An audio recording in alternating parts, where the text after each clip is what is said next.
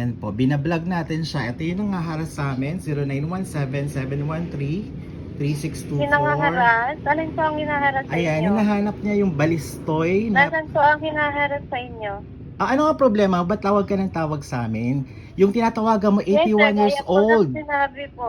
81 years Hindi old. po, ang sinasabi ko nga po, kilala niya naman talaga itong si Sir Romito. Bakit pinagtatakpan niyo po? Hindi ko kilala yung Romito. Sige, ulitin mo ulit yung pangalan. Baka sakaling maalala ko siya. Romito Balistoy. Oh, ilang beses ko nang sinabi, wala kaming kilalang Romito Balistoy. Hindi nakatira dito yan. Yung tinatawagan mo, 81 years Sigurado po ba kayo? old. Hindi ako nakikipaglokohan 81 sa'yo. years old po. Ang sabi mo, company number mo ito. So, bakit sumasagot ang 81 years old? Wala kang pakialam kung pinapagamit ko yung number ko diba, sa nanay sir? ko. Diba?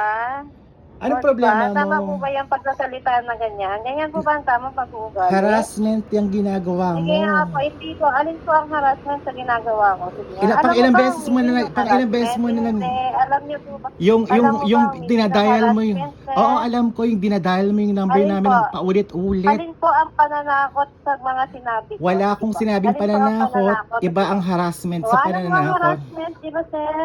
Paki-search, sir. Ay hindi, wag mo ko utusan, hindi kita kilala.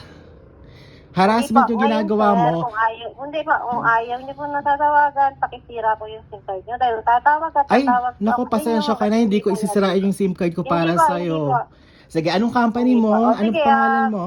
Ganun na lang po, pakisagot na lang po ang tawag ko araw-araw, ha? Dahil tatawag po ako at araw-araw. O sige, araw-araw ka rin makaka-receive ng mura sa akin. Kasi Yes po, harassment okay yung lang, ginagawa no mo. problem, No problem po, no problem. Anong pangalan mo? Anong kumpanya mo?